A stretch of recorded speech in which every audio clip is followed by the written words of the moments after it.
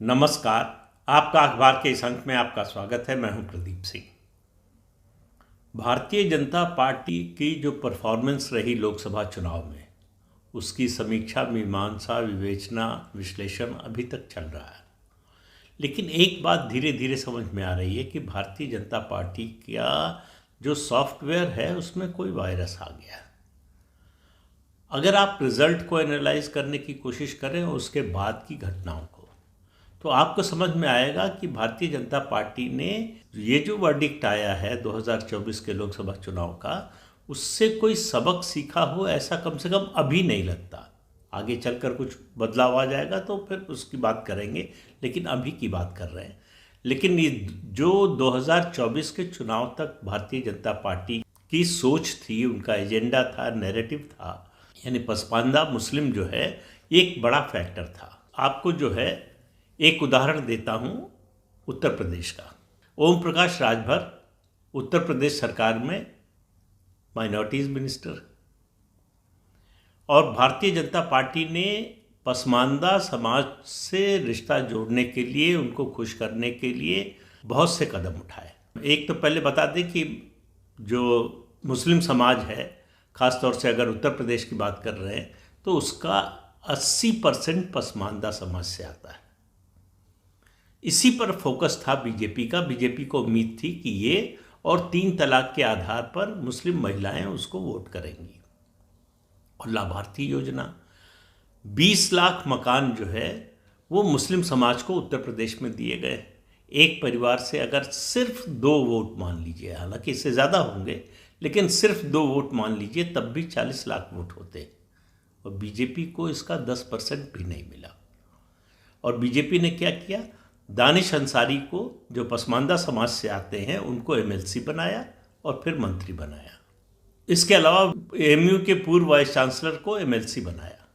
ये सब कदम उठाए गए। और उसके अलावा जो लाभार्थी वर्ग जो तैयार हुआ प्रधानमंत्री नरेंद्र मोदी के 10 साल के शासन में, उसमें सबसे बड़ी हिस्सेदारी आबादी के अनुपात के लिहाज से कहें तो वो मुसलमानों को मिली। और जाहिर है कि मुसलमानों में सबसे ज़्यादा आबादी पसमानदा समाज की है, तो उनको सबसे ज़्यादा हिस्सेदारी मिली। लेकिन उस तुलना में समर्थन नहीं मिला। घोसी में ओम प्रकाश राजभर का बेटा चुनाव लड़ रहा था, वो चुनाव हार गया और समाजवादी पार्टी का नेता जीत गया। तो ये भारतीय जनता पार्टी के लिए एक सबक है। अब इससे भारतीय जनता पार्टी सीखेगी या नहीं सीखेगी पता नहीं। वो जो सबका साथ सबका विश्वास का नारा था, वो 2024 के चुनाव में ध्वस्त होता हुआ दिखाई दे रहा है। सबका विश्वास जीतने में भारतीय जनता पार्टी, और जब सबका विश्वास कह रहा हूँ तो वो मैं मुस्लिम समाज के विश्वास की बात कर रहा हूँ, उसी को ध्यान में रखकर जो है ये नारा भी दिया गया था। आपको याद होगा 2019 के चुनाव नतीजे आने के बाद वाराणसी में अपनी पहली सार्वजनिक सभा में, कार्यक्रम में प्रधानमंत्री ने सबका विश्वास का नारा दिया था। तब से लेकर 5 साल जो है भारतीय जनता पार्टी ने कोई कोर कसर उठा नहीं रखी पसमानदा समाज को अपने साथ जोड़ने की।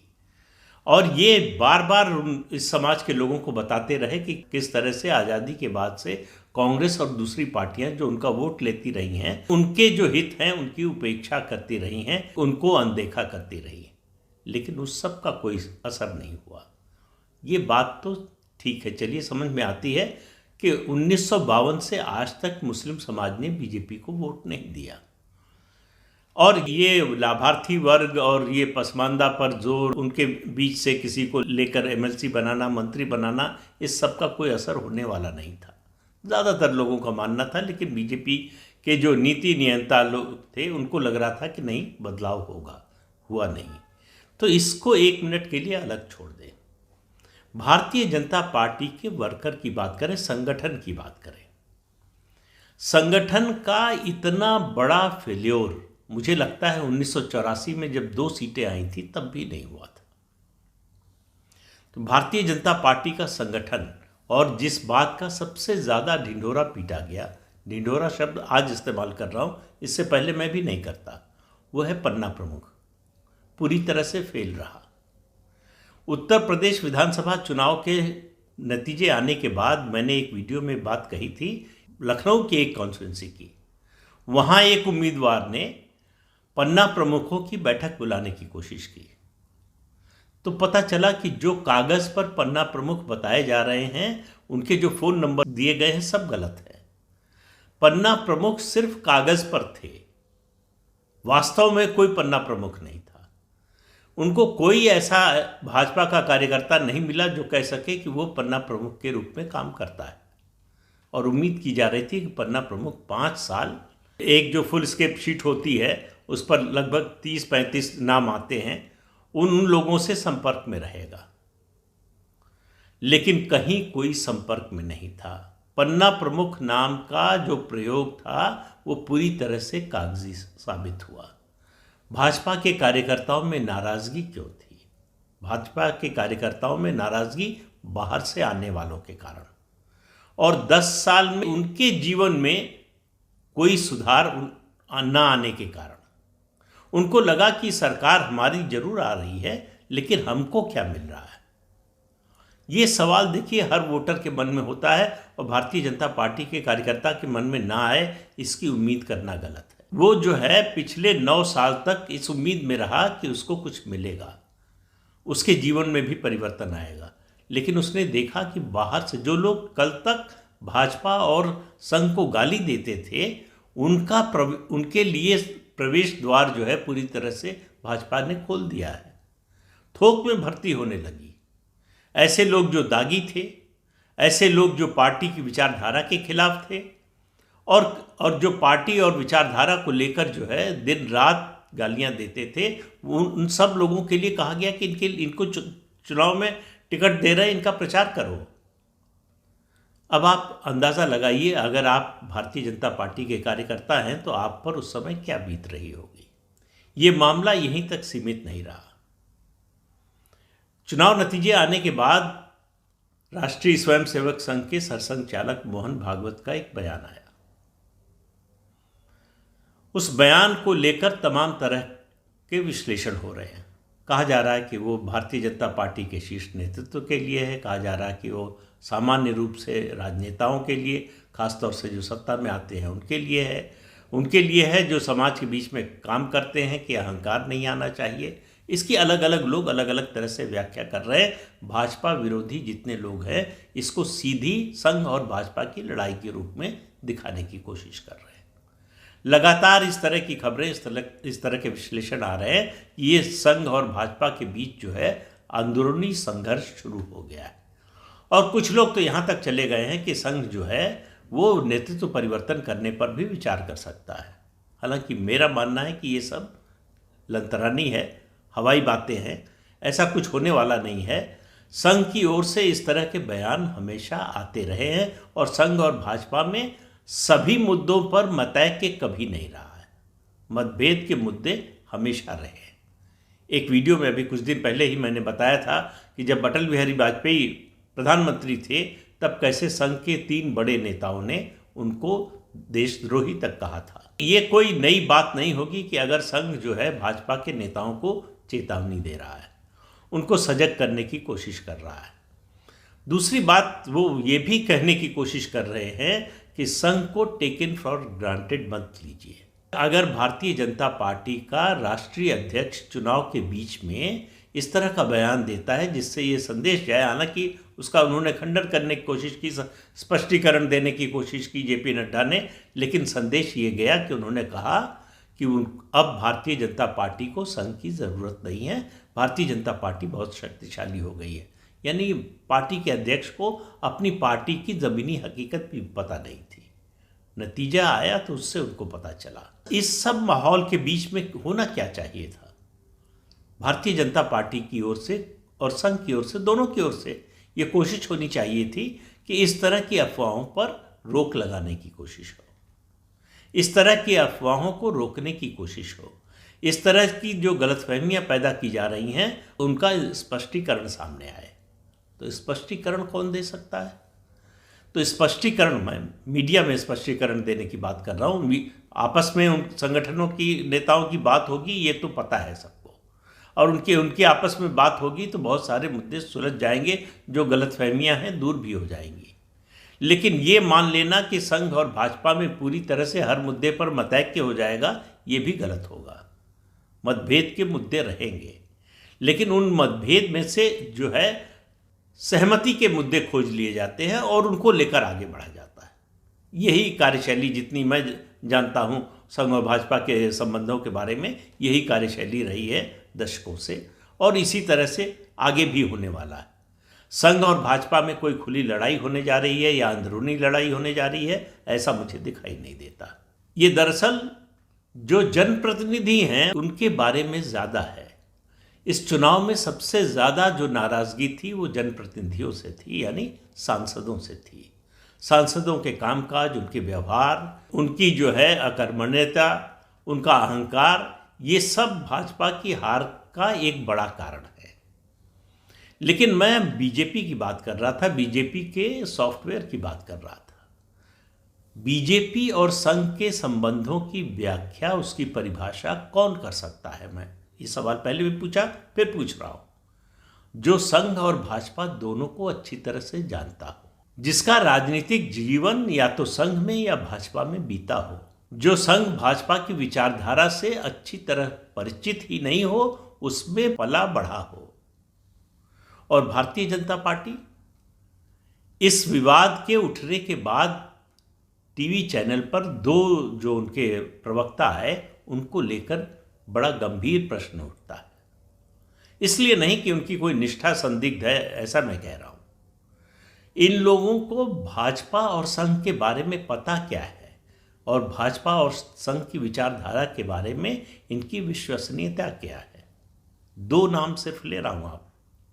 एक गौरव भाटिया जो समाजवादी पार्टी से आए हैं, उनका संघ का कभी, उनकी संघ की पृष्ठभूमि नहीं रही है। वो सीधे भाजपा में आए और समाजवादी पार्टी से आए, अभी कुछ साल पहले आए। दूसरे शहजाद पूनावाला, कांग्रेसी, भाजपा में आए और भाजपा के राष्ट्रीय प्रवक्ता बन गए। ये बीजेपी में ही हो सकता है कि जो व्यक्ति विचारधारा के बारे में कुछ न जानता हो। अब आप कल्पना कीजिए उन लोगों के बारे में जो इस परिवार की विचारधारा से पूरी तरह से परिचित हैं। उनको ये सुनकर, देखकर कैसा लगता होगा कि गौरव भाटिया और शहजाद पूनावाला बता रहे हैं कि संघ क्या है, भाजपा क्या है, दोनों के संबंध कैसे हैं, किस तरह से दोनों काम करते हैं, इसके बारे में ये दो लोग बता रहे हैं। और ये चुनाव नतीजा आने के बाद हो रहा है, इसलिए ज़्यादा चिंता की बात है। क्या भारतीय जनता पार्टी में ऐसे प्रवक्ता नहीं है, ऐसे नेता नहीं है जो संघ और भाजपा के रिश्तों के बारे में न जानते हों, किस तरह से चलता है, किस तरह से काम होता है, उनके बारे में जानकारी न हो? सिर्फ एक नाम लेता हूं, रविशंकर प्रसाद। पारिवारिक रूप से संघ से जुड़े रहे हैं, जन्म से संघ से जुड़े रहे हैं। विचारधारा को लेकर कभी दुविधा नहीं रही, विचारधारा के खिलाफ कभी नहीं गए। पद मिला नहीं मिला कोई फर्क नहीं पड़ा। अच्छे आर्टिकुलेट प्रवक्ता है, केंद्रीय मंत्री रह चुके हैं, वरिष्ठ मंत्री रह चुके हैं और पार्टी के मुख्य प्रवक्ता रह चुके हैं। अभी लोकसभा चुनाव जीत कर आए। इस मुद्दे पर उनको मीडिया के सामने क्यों नहीं लाया गया? क्या वो गौरव भाटिया और शहजाद पूनावाला से कम जानते हैं संघ और भाजपा के बारे में? ये मुद्दे हैं जो भाजपा और संघ के स्वयंसेवकों और भाजपा के कार्यकर्ताओं दोनों के मन में उठते हैं। आखिर किसने ये तय किया? कौन वो बुद्धिमान व्यक्ति था जिसको लगा कि संघ और भाजपा के रिश्तों को अगर डिफेंड करना है, डिफाइन करना है, तो हमारे ये दो प्रवक्ता होंगे? तो गौरव भाटिया और शहजाद पूनावाला, उनसे व्यक्तिगत रूप से मेरा कोई राग द्वेष नहीं है। ये लोग नए नए आए हैं पार्टी में, न ये संघ की विचारधारा को जानते हैं, न भाजपा और संघ के संबंधों के बारे में जानते हैं। ये राजनीतिक मुद्दों पर, तात्कालिक राजनीतिक मुद्दों पर टिप्पणी करें, वो अलग बात है। लेकिन जब मामला इतना गंभीर हो कि परिवार के अंदर की बात को मीडिया में सार्वजनिक रूप से उछालने की कोशिश हो रही हो, तो उस समय उसका बचाव करने के लिए, उसके बारे में स्पष्टीकरण देने के लिए, पक्ष रखने के लिए आप किन लोगों को आगे कर रहे हैं? इससे पता चलता है कि भाजपा का जो नेतृत्व है, मैं संगठन की बात कर रहा हूं, वो किस तरह से सोचता है। उसकी सोच में कैसा बदलाव आया है। आप कल्पना कर सकते थे कि 1984 में 2 सीटें सिर्फ आने के बाद इस तरह का काम जो है भारतीय जनता पार्टी कर सकती थी? आप सोच सकते हैं जब संघ के 3 प्रमुख नेताओं सरसंघ चालक के.एस. सुदर्शन, उसके अलावा अशोक सिंघल और दत्तोपंत ठेंगड़ी, तीनों जो है वरिष्ठतम नेताओं में थे संघ परिवार के, तीनों ने भाजपा के वरिष्ठतम नेता अटल बिहारी वाजपेयी के खिलाफ बोला। उस समय क्या ऐसे लोगों को सामने लाया गया था? आपको अगर वर्तमान की समझ नहीं है तो अतीत से सबक लीजिए। ऐसा नहीं है कि संघ और भाजपा में इस तरह की कड़वाहट, इस तरह की जो है बयानबाजी पहले ना हुई हो, लेकिन उसको किस तरह से संभाला गया, किन लोगों ने संभाला, इसको संभालने की जिम्मेदारी सिर्फ और सिर्फ उन्हीं लोगों पर आनी चाहिए थी जो दोनों को जानते हैं और दोनों की विचारधारा से सहमत हैं और दोनों की विचारधारा के बारे में उनकी निष्ठा पर कोई संदेह नहीं हो सकता। तो इसलिए कह रहा हूं कि भाजपा के सॉफ्टवेयर में कोई वायरस आ गया है जो उसको उस दिशा में ले जा रहा है जिस दिशा में उसको जाना नहीं चाहिए। और ये कोई सामान्य बात नहीं है, ये एक गंभीर बीमारी का लक्षण मात्र है। यानी अंदर से कोई गंभीर बीमारी है जिसके लक्षण के रूप में ये दिखाई दे रहा है। अगर आपको बीमारी समझ में नहीं आ रही है तो उसका उपचार नहीं कर सकते। ये कदम जो है ये बताता है कि आपको अभी तक बीमारी समझ में ही नहीं आई और उसका आप जो उपचार अगर कर रहे हैं तो गलत उपचार कर रहे हैं। इससे स्थिति और बिगड़ सकती है, मर्ज और बिगड़ सकता है, बढ़ सकता है।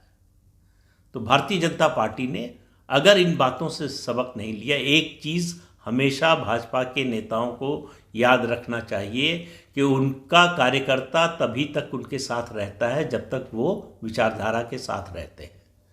इसका उदाहरण बलराज मधोक से शुरू कर लीजिए, कल्याण सिंह, उमा भारती तक चले आइए, सबके साथ मिलेगा। आपने विचारधारा छोड़ी और लाल कृष्ण आडवाणी आज की भाजपा को बनाने में, गढ़ने में उनका मुझे लगता है सबसे ज्यादा योगदान। फिर भी जैसे ही वो विचारधारा से जरा सा विचलन उन्होंने दिखाया, कार्यकर्ता ने छोड़ दिया उनको। तो ये विचारधारा पर आधारित पार्टी है, ये पार्टी के नेताओं को नहीं भूलना चाहिए। और इस समय जो भाजपा का संगठन है उसको इन सब बातों से कोई फर्क नहीं पड़ता। उनको मालूम है कि वो अच्छा परफॉर्म करे, खराब परफॉर्म करे, उनको पुरस्कृत किया जाना है। ये बीमारी का दूसरा लक्षण है। तो क्या भाजपा अपनी बीमारी को समझने की कोशिश करेगी?